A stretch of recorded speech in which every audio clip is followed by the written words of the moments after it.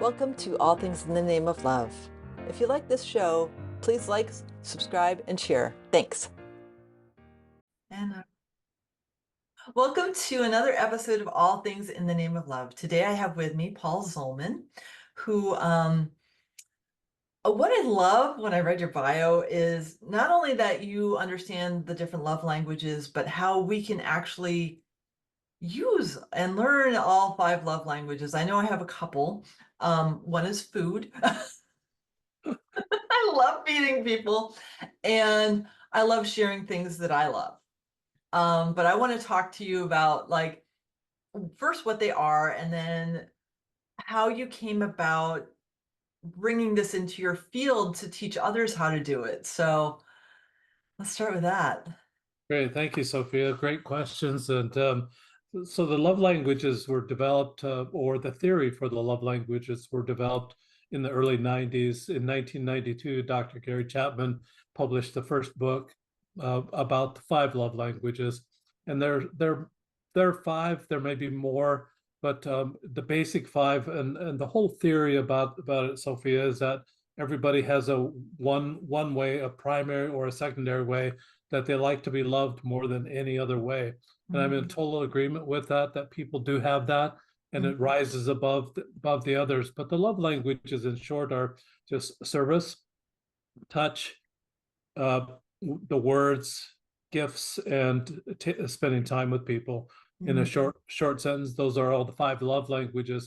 Some people like to serve people like you, giving food to other people or making food for other people. It makes you feel good to see people happy when they eat. My wife loves that as well. And I make her very happy because I just love any kind of food. So it works really well that way. Some people like to spend time with one another. My wife also loves Korean dramas. We don't even have to talk. All we have to do is read the captions, and you can't really talk because I'm reading the captions. Just be there with me, spend time with me watching this Korean drama. For me, it's Hallmark movies. She doesn't like Hallmark movies.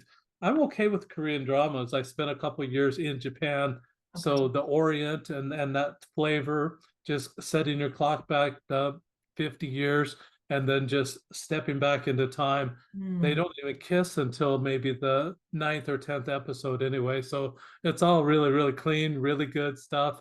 And so I just spend time with her. Other people like the touch. They like the hugs. They like the pat on the back. They just like being close to people in that way, and they feel loved in that way. Another person might like words. I had a couple that I tested the theory with a while back, and one day I have a cube that I created with the love languages on it. One day he rolled gifts. She didn't like gifts at all, and he knew that, but he thought, well, I know what I can do. I'll write her a note and then put it in a gift. And when she opened the gift, she was absolutely delighted because, again, there were the words. She loved the words, and she felt loved because of that. And then the last one is service. Did we talk about service? Yes. Okay, so we talked about service. We talked about time, touch, gifts, words. We got them all, I think. So we talked about them. Yeah. I have elements of all of those because I love getting letters. I love the touch. I love giving and being of service. Um, I love being with people. There's a 5th one. What did we miss?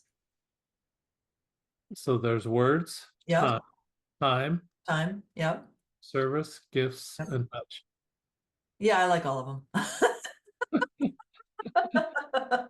But There you go. There's your high five for all of them. it depends on the context. It does. Sometimes I do not want to hug somebody. I'm like, oh no, no. Sometimes I really want, like Abu has been very, very affectionate with me. And I'm like, sometimes it's like, of course you can sit on my lap. And sometimes it's like, not right now. Mm. But it's really fascinating that some are more predominant than others and how so much miscommunication can happen when people don't understand how we interrelate on that level.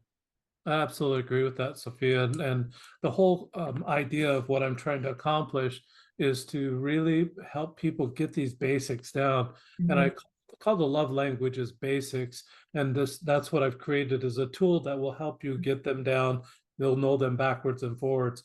And the mhm. tool I created just a cube that I put the love languages Oh, on. I love that. It's just 1 inch by 1 inch cube.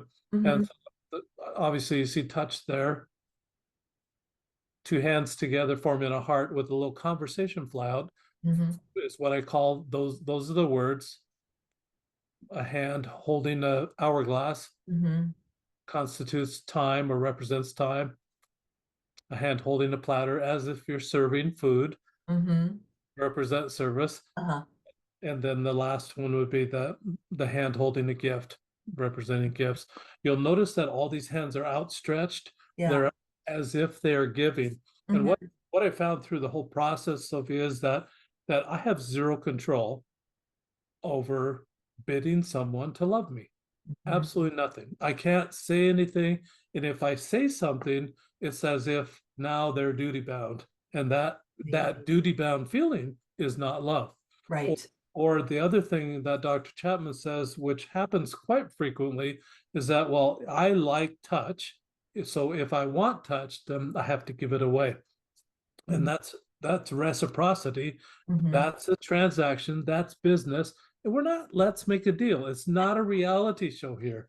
We you got to get away from the transaction and that expectation of getting Mhm, whatever you send out, getting it back. But get in the habit of sending love out every single day. That mhm, is something you absolutely have control over. And the other thing you do have control over in this venue or this vernacular is watching and reacting when it comes back your way. mhm, So as you've said already, Sophia, the more you know about the love languages, about giving it away, the better your peripheral vision is to see it when it's coming your way, mhm, even though it might not be your primary love language. You say, oh, they're loving on me. It isn't my primary love language, but I see they're loving on me. They're trying. I can mhm. respond to that. Yeah, I have a friend whose love language is taking care of cars because that's his providing. And I see it because I know what he does. He puts so much care in the car to take care of the person he loves. And but he doesn't know how to express it any other way. And I've seen him try to interact with one of the recipients of his work, and she can't really hear it because her love language is different. So it's really like honing into like removing the expectations of what you want and seeing the gift as it is, Mhm. as opposed to like, well, that's not what I want. This is the way I want it, and that's the only way to receive it. Yeah, and I think that the survey that Dr. Chapman has in his book kind of puts you in that box that way, Mhm, that Sophia, since you like touch and that's what your primary love language is, you're going to get tacos every day for the rest of your life. You get to eat tacos. I don't care what else you like. You're just getting tacos the rest of your life. And mhm, we this the whole idea of the cube and the instructions of the cube just very simple. You roll the cube every day, whatever it lands on, that's the love language you practice giving away all day that day, I love that. all day to everybody. I was single, Sophia, when I created this, so I didn't have a significant other like Dr. Chapman suggests. So I said, well, who the heck am I going to love? I thought, oh, well, I guess I'll just have to love everybody. And what I was looking for when I created this is I needed a replacement behavior for the angry household that I grew up in. I Mhm, learned the angry culture first. And the mhm, angry culture looks like people talking over one another, people interrupting one another, thinking. And with this thought process, what I have to say is more important than anything you're saying. So I'm going to talk over you and mhm, all the put downs. And I put people down because I want to be elevated. That whole philosophy is an angry culture. That's what mhm, I grew up in. I thought there's got to be a lot better way. I was thinking, what's wrong with that person? Why doesn't that person do this way. So that angry culture has no boundaries either. I Mhm, was thinking, well, I can look over the fence, I can see what that person is doing, and I can have an opinion about that. mhm. Well, I was so relieved that I don't have to have an opinion about that. I don't have to judge that person. It was just a Ah, burden that was lifted from me, mhm. thinking, well, I get to stay in my lane. I Yeah. get to send out love Mhm, and respond when it comes my way. I don't have to worry about what that other person's doing. No longer am I annoyed at what they do wrong in my eyes. I mhm. don't have to worry about that. And I don't need to focus on maybe the 10 or 20% of their personality that might have faults or weaknesses or misgivings. I don't Right. have to worry about that. The focus now is what's right with that person. What can I love about that person? Now I'm focused on the 80 to 90% of that person that is really good. And it's Mm. a hope, it's a big paradigm shift. That is. And it's changed my life. It absolutely has changed my Oh life. yeah, because like when I mean, gee, it's really easy to focus on the flaws of somebody else, but actually those flaws are just reflections of us, right? So why don't we look at the person as a whole and look for the positive aspects? Because there's way more positive aspects than negative aspects. And when we get triggered by the negative aspects, guess what? We get to fix them in ourselves.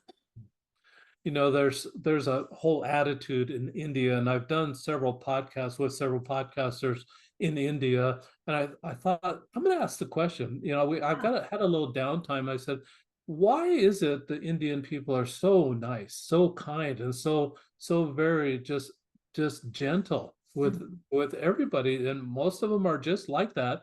They're just very kind people. And I got this answer. He said that what we look for and what we're taught in our worship services is that we look for the good in others and consider the bad in ourselves and how we can improve ourselves. Mhm. In America and in many parts of the world, we look for the bad in others and pat ourselves on the back for the good that we have over and above what they have or what they don't have. And Mhm. it's just really kind of that paradigm shift this is diabolically different. This is a 180-degree uh, uh, turnabout. Yeah. It's really an about face that we need to do to stop looking at the negative things of people, stop talking about it, Mhm. because when we focus on that, it's going to get bigger. Who Right. wants the faults of another person to get bigger? You want that child to make more mistakes? You want that coworker to make more mistakes? Focus on it then. Hmm. You want it to focus on what they're doing right, Right. then have that be enlarged. Mhm. That's the whole philosophy that I'm trying to I portray. love that. I love that. I grew up in Fairfield County, Connecticut, and one of the coping mechanisms to survive was how do I make myself better, feel better by making somebody else feel bad about themselves? And I hated that culture because it felt so like I don't want to make somebody feel bad. I want to raise them. I want to make them feel good about themselves. And so I didn't really fit well. Yeah. But what I saw was like a lot of people feeling very insecure about themselves and not knowing how to get past that pattern of negative thinking to celebrate each other. And for me, that's that's that's the glue that brings us together is like when we see the beauty in another person, it doesn't matter what that beauty is, um, to acknowledge it, Hmm. that's going to shift them. And when we shift somebody, we shift ourselves. Yeah, I absolutely agree with that. And you've come from very similar culture from what I came from. Actually, I have ancestors that came from the Sterling, Connecticut, and then the Rhode Island area. That over, I think it's Putnam County, Mhm, or mhm. in that eastern, or yeah, the eastern Yeah, side. Eastern Connecticut, yeah.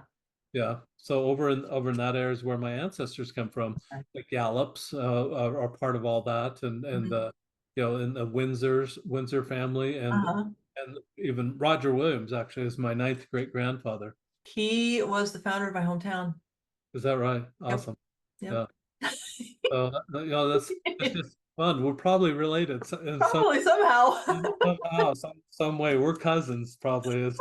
And it's really interesting how how you come full cycle. And I think that the media really will help has helped us focus on the negative. Mhm. You watch any newscast, and 90%, at least 90%, maybe more of it is really the negative things that are happening in society. Yeah. And they might have 10% that might be good.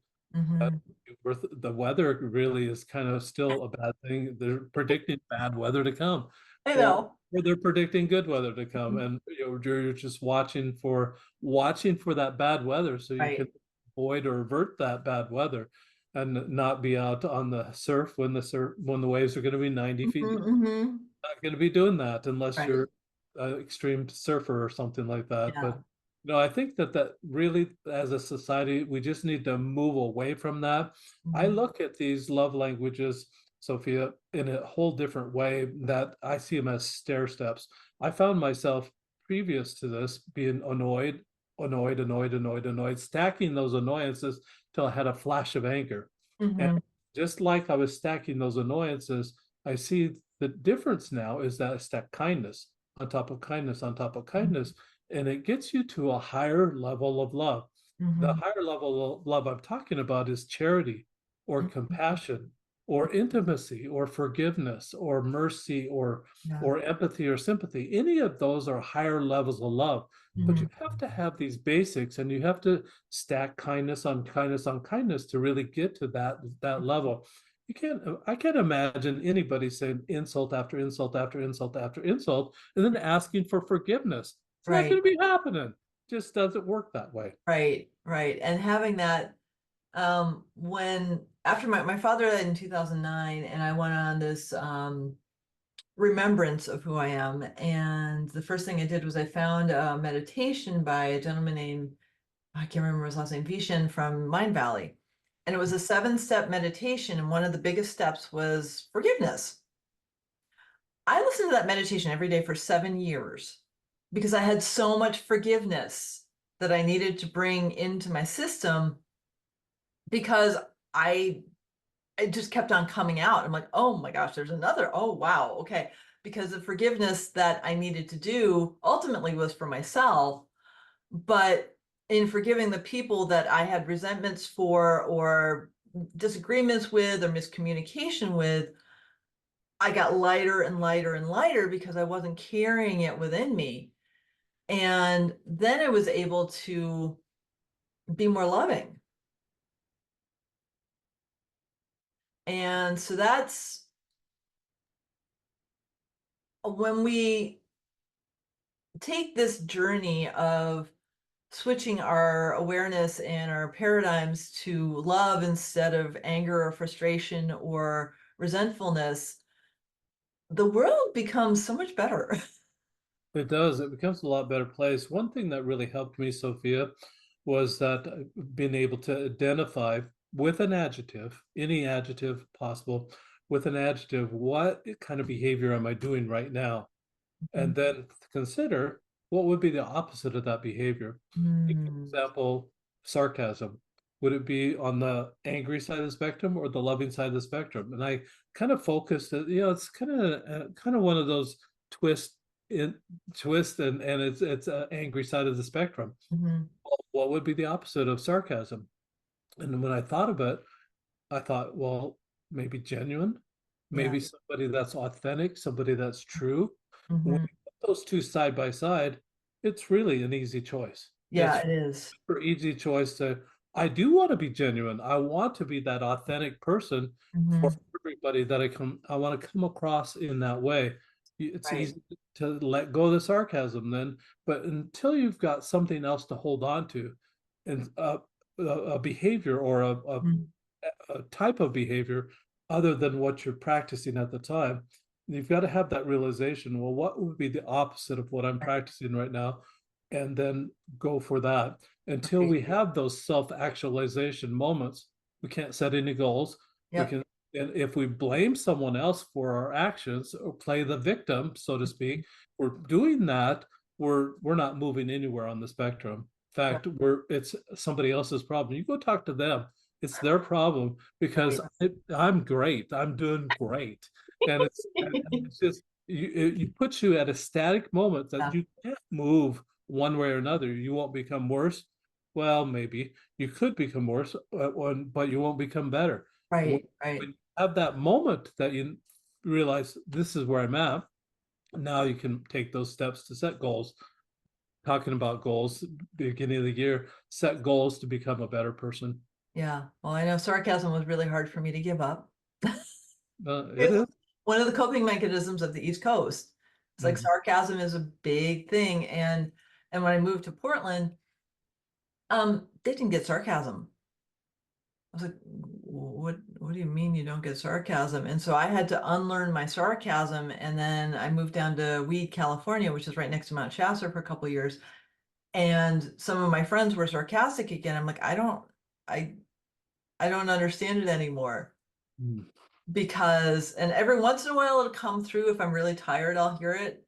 But 99% of the time, I don't like the feeling of it. Yeah. Because I mean that 1% is like when I'm just being snarky. And I forgive myself for that because every once in a while you just have a snarky. and, but even then when I am, I apologize because like it just comes out and I'm like, oh, that just came out. That didn't sound good because it wasn't really me. So like even when I am that, it's like, oh wow, I have the awareness now to notice and not catch myself per se, like I can't catch it in the moment, but I catch it afterwards and I apologize because I don't want to be that person anymore because it doesn't feel as good as it did when I was 18 and I had to use it. Yeah, yeah, no, I've lived on the East Coast. I lived in Rhode Island for a couple of years myself, and yeah, if you didn't know somebody that broke knees, you were not gonna have a very nice day yourself. It was just that's the way it is, and Right. and even if it's a metaphorical break people's knees with sarcasm, if you Mhm. didn't know somebody like that, yeah, you weren't getting along very well with anybody. Yeah, Just it was a really I moved out west in 2007 and the culture shock was so significant because it it was like, oh, wait a minute. What people are being more real? What does that mean? And I always had it within me, but I hadn't given myself, I didn't have the environment and I didn't give myself permission to be more authentic because it wasn't safe. Yeah, and I think that East Coast people really have that want to build those barriers. They have that crusty Mhm. approach to life Yeah, that I've got to have this protective crust like the earth. I've yeah, got to have that protective crust to protect my core of right. who I think I might be deep down. And I found it very interesting to try to find people what is the core of who are they Hmm. and just try to get below that crust. And Yeah. once I was able to see below the crust and see people, Hmm. and they so there are some that say that that is the sixth love language, to be able to Hmm. see somebody Hmm. as they are and who they are or who they could be. and and once I was able to do that, the relationship just really blossomed. Yeah. It's like the phrase "I get you," and when Hmm. people when you have people that get you or that understand you, there's a bond there that it's you can't see it. You just absolutely feel that bond with that person. It's an affinity toward that person. You want to be around that person. They Right. they get you. Yeah. And that is so important when we find a way to get through that barrier. Because I know it's thick on the East Coast, and I have some amazing, amazing friends back Mhm. east. And to be able to navigate the crust versus the deep person within that crust, it's beautiful to see it unfold. And one of my biggest hopes is that as our consciousness shifts on the planet, that more and more people can open their hearts. I love that too. And I think that's what it's all about. I love the that we're talking about the love language, but I just think languages in general have make different contributions to different parts of society. Mhm. There's a language from India called the Sanskrit dialect. The Mhm. Sanskrit dialect's on the northern part of India. And from that dialect, we get words like nirvana or karma.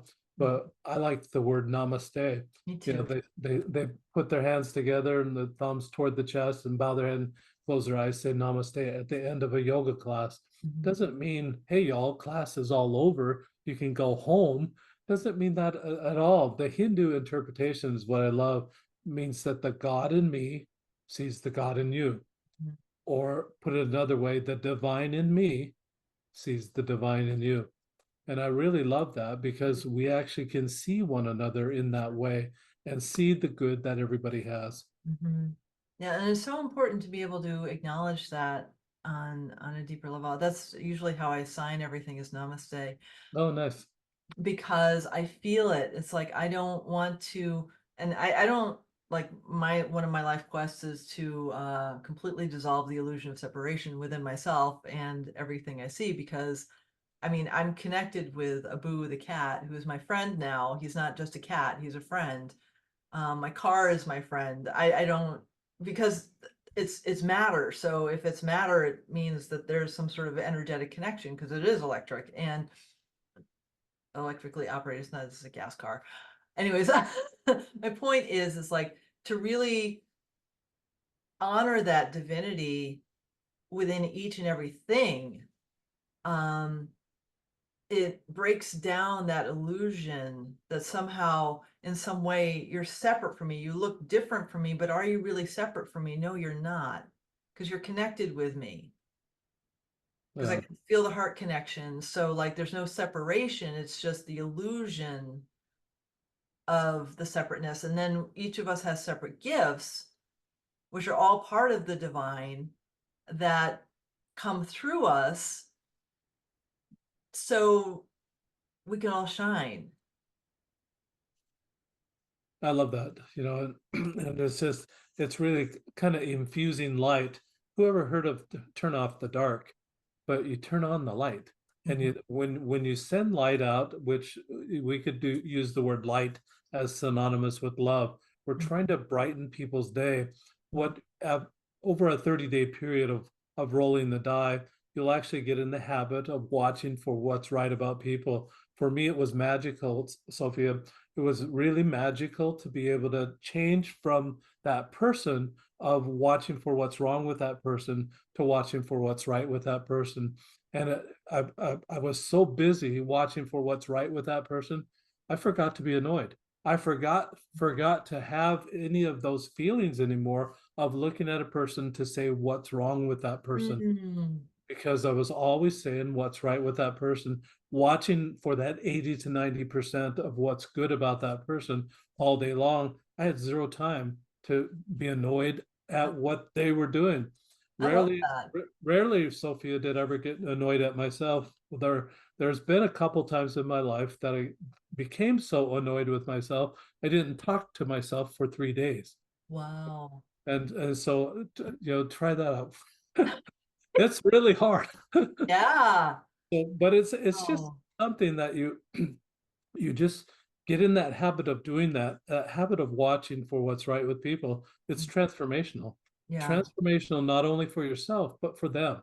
You know, Mhm. as you're watching for what's right about them, you're doing something that you're zigging when everybody else is zagging, Mhm. because everybody else is watching for what's wrong with them Right. when we're watching for what's right with them and just making a difference in their life. What I found as I'm rolling the cube is that people will light up and for that love language, and Yeah. that's exactly how I call it, is they light up because their eyes get bright, they get really happy. You've made their day, and you'll Mhm. you'll light up anywhere from 3 to 10 people in a day as you practice that genre, whatever it is that you rolled on that particular day. And Mhm. as you're doing that, you've discovered what their primary or their secondary love language is.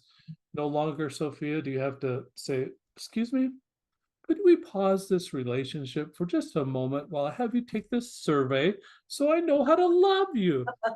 You don't have to do it awkward Yeah. anymore. Yeah, Right.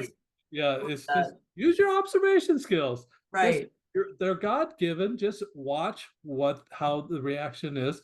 Those Mhm. people that don't light up today for the love language you're practicing today might light up tomorrow.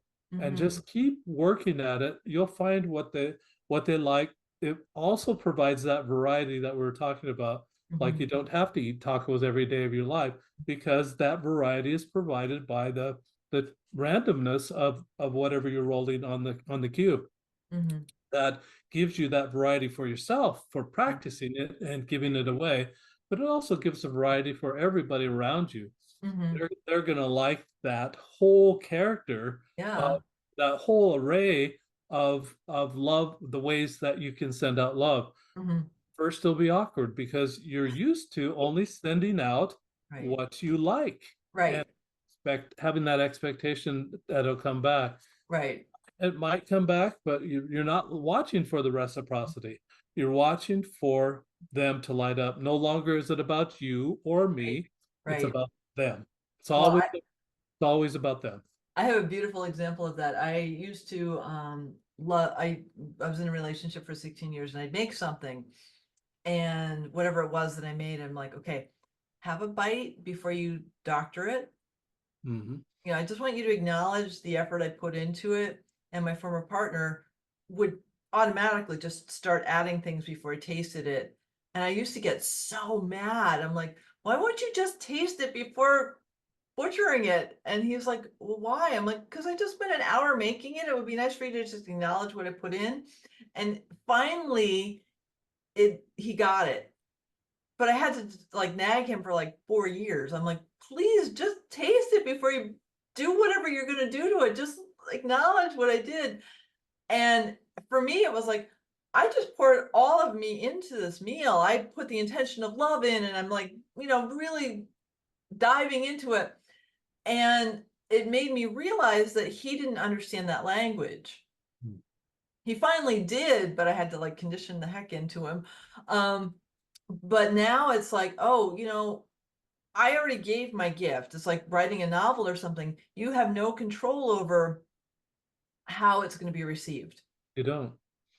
So all you can do is pour yourself into whatever it is and then gift it. And then however anybody wants to receive it is up to them. And then you don't have um the word that's coming through is responsibility, but that doesn't really feel quite right. But you don't have to deal with the expectations of waiting for somebody to acknowledge what you did, because the gifting is the acknowledgement. Absolutely. That gifting is set without expectation, without any expectation, but trusting the laws of the universe. You're still trusting the laws of the universe that were in place before you or I were ever born. The Mhm. law of harvest, the law of karma, the law of of attraction. All those laws say that whatever you send out will come back to you after many days. So Right, be careful what you're sending out. If you're right. sending out focusing on anger, Mhm. that's a boomerang. That's coming back right away. I'm Right. just telling you, just Oh, yeah. warning all the listeners that that's coming back right away. And Mhm. when you send a boomerang out and up, it comes back with gravity and a higher velocity and a whole lot worse than you ever sent it out. So just Mhm. be really, really careful about sending anger out. It's not worth it. It's Right. really not worth it. It'll come back to maybe 10, maybe 100 times Yeah. worse than what you send out. Yeah. But with that same velocity, you send love out, it could come back 100 times better or Mhm. 10 times better than Mhm. what you ever expected it to come back. But Right. just be aware when it comes back, it'll come back. It might come back just in a simple act. The other day, I was riding my electric bike to Chick-fil-A. And I'm not a plug-in for Chick-fil-A. I like Chick-fil-A, but I was just going out for a breakfast sandwich. Yeah. So I put my helmet on, rode my bike over this about 2.5 mile ride. Not very long at all. It didn't take very long to get there. Took the helmet off, got in line. There was just one person in front of me in line, and then another person was to the side waiting for their order. Mhm. All of a sudden, I realized I checked my pockets. Oh, I forgot my wallet. I had this big sigh. I walked back out the door, put my helmet on, and while I'm doing that and hopping back on the bike, this guy that was waiting for his order walks out and says, "I'll buy you breakfast." Oh, Just like that. And it that's was I great. wasn't looking for much. It was a $4 sandwich is all it was. And so he gave me a $20 bill and said, just give me the change when you're done. So I gave him $16 back and that was that. But I was so touched by his kindness. Ah, It's something I'll remember the right. rest of my life. Just a very simple kindness, and Hmm. it's just about sending it out and then just being gracious when it comes back your way. Hmm. Just be happy when it comes back your way. I find a lot of people have a hard time receiving. Right. As your person that was a mechanic, loved to fix the cars, loved to be of service to people, but he had a hard time receiving or understanding love when it came back his way. Hmm. Hmm. To be receptive to that. And That's probably one of the hardest thing for people to do is to learn how to receive I would agree. because we're so used to giving and not, well, this is even more deep than that. Like givers tend to forget themselves. And so one of the pieces of my journey is like learning how to take care of myself while I'm still giving so I don't deplete myself. Mhm. And the biggest gift I've given to myself is being present with myself. Like for whatever emotions I'm feeling, whatever energy is flowing through me, whatever it is, if I'm feeling, oh, I have some weird emotion coming through, I'm going to excuse myself and I'm going to take care of myself right now. I'll be back later instead of ignoring that because I'm trying to make other people happy. That's been a huge gift for myself. Yeah, there's a huge difference though, Sophia, between trying to make other people happy and trying to extend love their way. And Mhm. Oh yeah, there is. love, it's a huge difference. So Yes. we're really talking about love Yeah. today, about sending it out without any regard. Hmm. There is an immediate payday. Right. When you make somebody's day, when they light up, when you Hmm. made someone's day, they're going to tell their whole circle of influence about what happened that day, Hmm. how you made their day. But Hmm. not only that, is that there's huge satisfaction that you're going to receive yourself, I agree. helping that person have a better day. You've actually reached down and lifted someone up to Yes. to a higher level where they weren't before, Hmm. lifted them up. There's huge satisfaction in doing that. Hmm. I call that a payday Yeah. all by itself. Of course, you're not expecting anything like that, but it's going to happen. You're going to have great satisfaction along the way. And like I said, we're trying to help people have better days. We're Hmm. trying to help them just feel good about themselves. Yeah. And it's not about making them happy and about trying to make them happy. Some people are impossible, absolutely impossible. Right. They won't be happy regardless of what you do.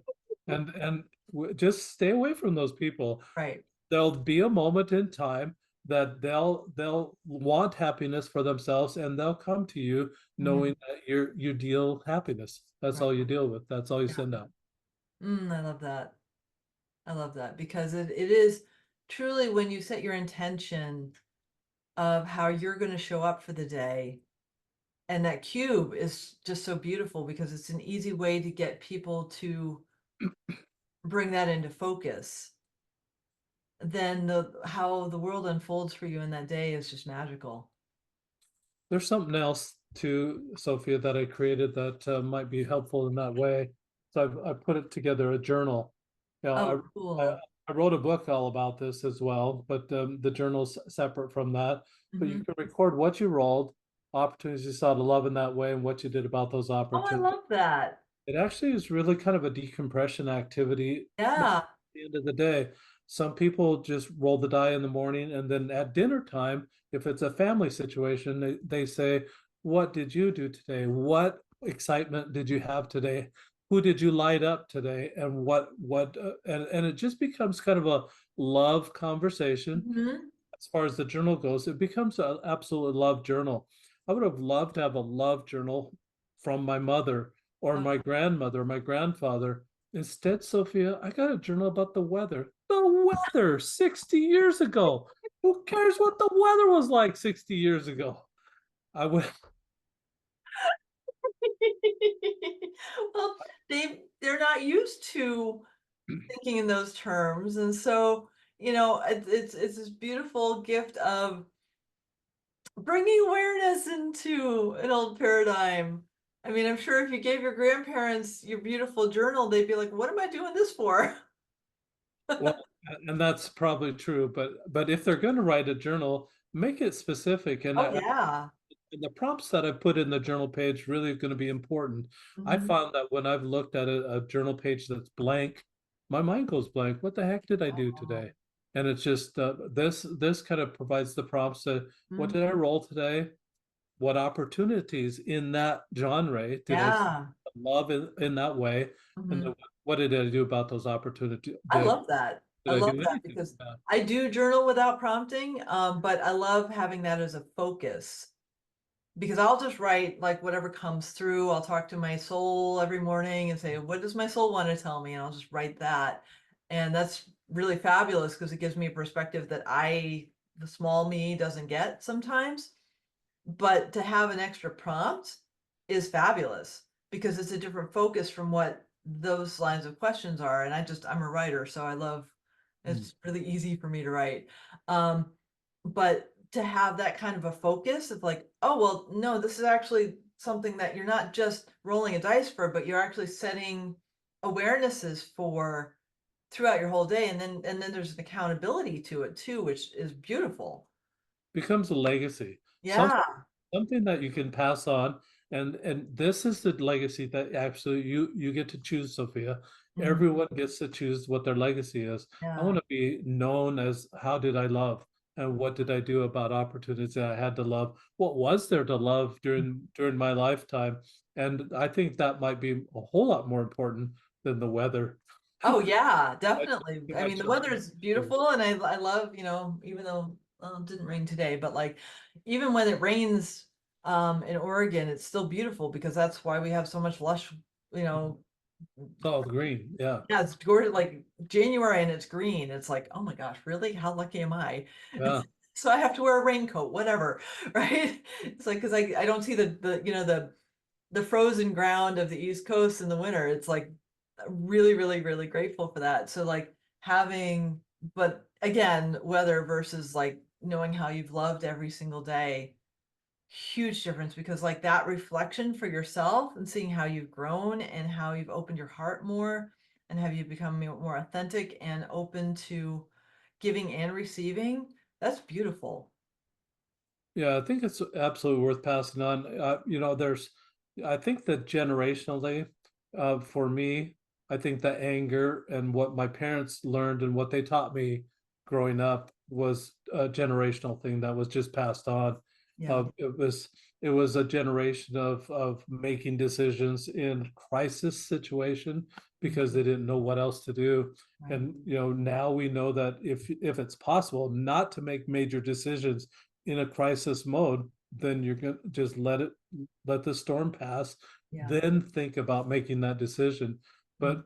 But I have a grandfather that had 9 children in, Oh, in Indiana. wow. His wife passed away, and is so distraught with that. She passed away shortly after that ninth child was born, that he decided he's going to move. He's going to sell the farm. He's going to sell all the equipment and everything. And when people came to the auction, came to the sale, and or came to pick up their equipment, he said something like this. He said, "And would you like this child? And would you like this child? And would you like this child?" Until he systematically gave all the children away except for one. And then he took Wow. that one child, Benjamin, with him to Montana, found the a school teacher that had never been married, had 10 more children, of which my father's number six of that second 10 Oh, children. So my father's number 15, child number 15 of 19 children. I'm only number 10 of 11. And wow. I only have 8 children myself. So generationally, Wow. my children are only having 3 children, Sophia. I don't get it. I want more grandchildren. What do I have to do to get more grandchildren? So it's just Wow.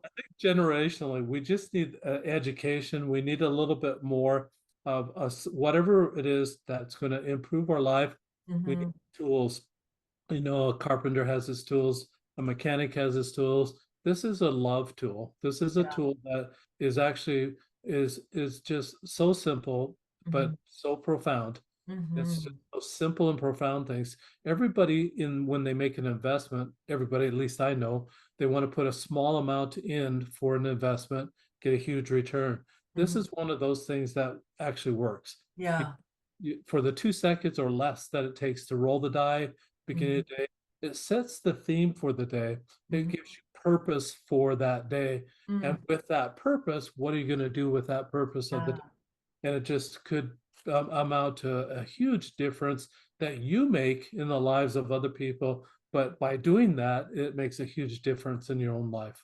Yeah, So I it's love that. I love that because it's just so it is simple, but not everything that's simple is easy.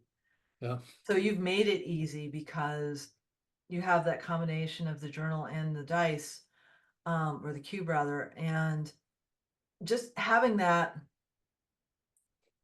awareness and the presence and the gift of it really is a gift to yourself because you're setting the intention to shift your beingness. And so like to bring that beautiful habit because that's what it is it's going to you're shifting your neural pathways with a new habit that's so profound in the simplicity of it and everything that is good for us is simple, right? Well, it is really, and you'll notice that on the cube there are absolutely no words at all, and Mm-hmm. so there's really a purpose for that because if I say the word elephant in your mind, I doubt that you're seeing ELEPHANT. Mm-hmm. You're Mm-hmm. seeing the picture. Right. This picture will burn into your mind. It'll be that memory hook that you need. Yeah. What did I roll this morning? Oh, that's right. And that'll just you'll be able to continue throughout the day on that mantra Mm-hmm. and be able to just send out that love in that way all day that day. It Yeah. really is that reminder that you need, that memory hook that you need to keep Mm-hmm. at it all day long. Make it a habit, make it part of the fabric of your character Mm-hmm. that wasn't there before. Mm, I love that. That's just so beautiful. Well, it's really been a fun project, and as you identified, it really was for me. I Mm-hmm. did it for myself. I started out with a 2.5 inch by 2.5 inch cube, a piece of block of wood. Excuse me. Awesome. And from that block of wood, what I found is that that block of wood, you can see it has sharp, very sharp edges. Mm-hmm. So I found that if I put on top what I wanted to roll that day, and just flipped it a little bit, it would thunk thunk, and amazing. It would come right out on top. It was like a weighted die, and Uh-huh. so then I had to round the corners a little bit, Uh-huh. rounded those corners, and then started rolling it, and then it started working like a die, like a cube should work. That it Mm-hmm. was more random, and it was just. But I realized that I was like that first prototype that I Mm-hmm. had those sharp edges, and I Mm-hmm. had the clunk clunk, and I had the bad things in my life that I needed rounded off a lot. And it just is a refining process that Mm-hmm. we're all looking for a way to refine ourselves. I love the classic Sound of Music, where Rolf, the little delivery guy that rides the bike, he's Mm-hmm. he's in love with Maria von Trapp. Mm-hmm. And at one point in time, he's got his bike on the ground. He's on the ground, and he's singing to Maria that's on the second floor. Part Mm-hmm. of the song that he sings, the lyrics say, "Love in the heart wasn't put there to stay. Love isn't love till it's given away." Mm, Absolutely love that yeah. because we have to give it away, and it's magical, Sophia, in the that as we give it away, it almost seems like we have greater capacity to give more and Mhm. give more and give more and keep giving it away because just that payday we get of helping people on their way is something that is you can't get in any other way.